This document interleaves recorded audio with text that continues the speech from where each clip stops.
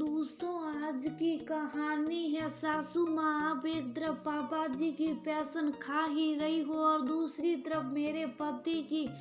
दोस्तों, कहानी शुरू करने से पहले अगर आपने चैनल को सब्सक्राइब नहीं किया हो तो कर लीजिए ताकि आपके पास पहुंच सके हर नया वीडियो।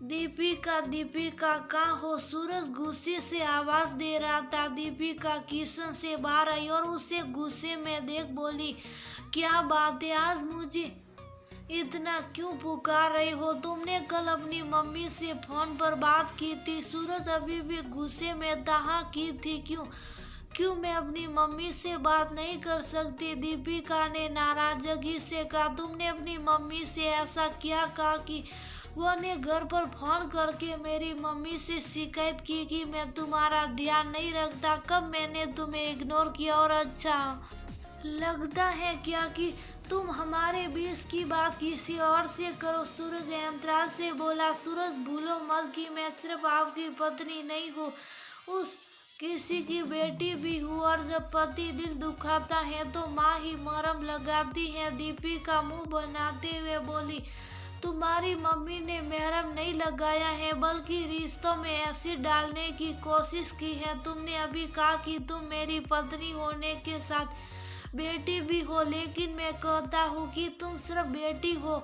जो अपनी मम्मी के कहने पर पत्नी होने का अधिकार जताती हो। किस पति पत्नी में झगड़े या मतभेद नहीं होते, लेकिन अगर सभी तुम्हारी तरह हर बात में मम्मी या मायके वालों को बीच में लाने लगे तो रिश्तों में घुटन होने लगे। सूरज की आवाज में अफसोस साफ झलक रहा था। क्यों? जब तुम्हारी मम्मी हम दोनों के बीच आ सकती है तो मेरी मम्मी क्यों नहीं आ सकती? और सच तो ये है कि हमारे बीच के झगड़ों की वजह तुम्हारी मम्मी ही है। मुझे समझ नहीं आता कि वह हम दोनों को अकेला क्यों नहीं छोड़ देती। तुम भले उनसे दूर अलग रहने लगी हो, लेकिन मुझे पता है कि तुम रोज मुझसे झूठ बोलकर वहां जाते हो और उन्हें पैसे देकर आते हो। दीपिका जोर से बोली, हाँ जाता हूँ और पैसे भी देकर आता हूँ क्योंकि मेरी मम्मी मेरी जिम्मेदारी है। सिर्फ तुम खुश रहो इसलिए मम्मी ने हमारे घर से अलग रहने के फैसले को सही ठहराया और मुझसे खुद कहा कि जहाँ उनकी बहू खुश रहे वहाँ खुश रहो, और तुम अभी भी उन्हें ही दोष दे रही हो। सूरज की आवाज जब नम हो गई थी, कोई ऐसा नहीं किया हुआ ने मुझ पर। एक तरफ पापा जी की पेंशन खा ही रही थी और दूसरी तरफ तुमसे भी खर्चे करवा लेती हैं, जिससे मुझे अंतराज था। अरे निया की पढ़ाई की जिम्मेदारी तुम क्यों लोगे? जरूरत क्या है निया दीदी को MBA का फॉर्म भरने की? शुभ साब उनकी शादी करो ताकि मुसीबत से जल्दी ही छुटकारा मिले, लेकिन उन्हें अभी और पढ़ना है और उस महंगी पढ़ाई का खर्चा तुम दोगे।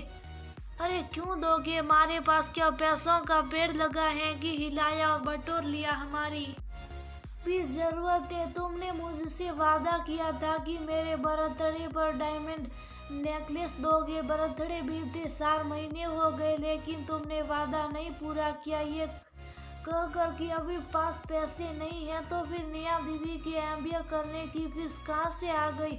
और ये पहली बार नहीं हुआ जब मेरी जरूरत पर तुम्हारे घर वालों की जरूरतें ज्यादा भारी पड़ गई। दीपिका भी आज विस्फोट कर गई और फिर ना जाने क्या क्या बोलती चली गई। बहुत अफसोस होता है तुम्हारी सोच पर।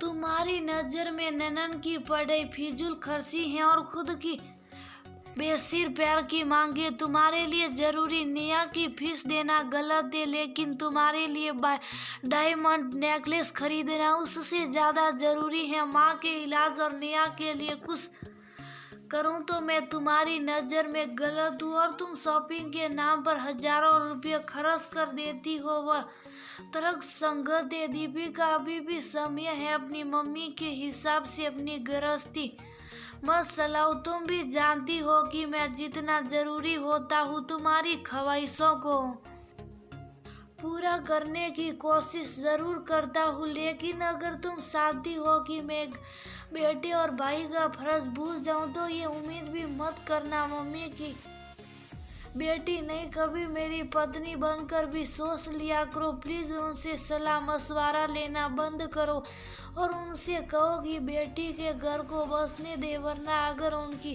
दखलंदाजी इसी तरह चलती रही तो तुम यही कहोगी एक दिन कि मैं किसी की सिर्फ बेटी बनकर रह गई, काश एक बार पत्नी बन जाती। सूरज ने दीपिका को आगाह किया और कमरे में चला गया। दीपिका अपनी हर छोटी बात भी अपनी मम्मी को बताती है।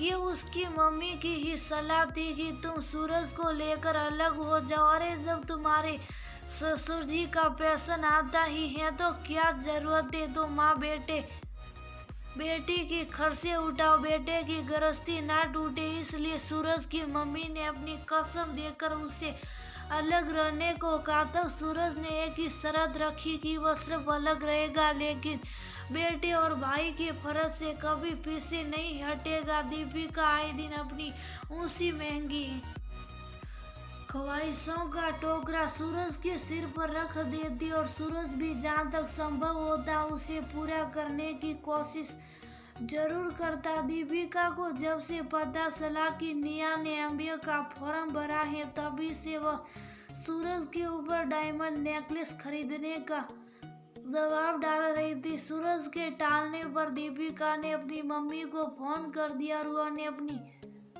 समधन को सूरज की मम्मी ने फोन करके सूरज को घर बुलाया और उसे डांटा और साथ ही उसे दीपिका की इच्छा पूरी करने को कहा। सूरज को दीपिका की मम्मी का इस तरह बीच में बोलना सही नहीं लगा और उसने दीपिका को समझाने की कोशिश की।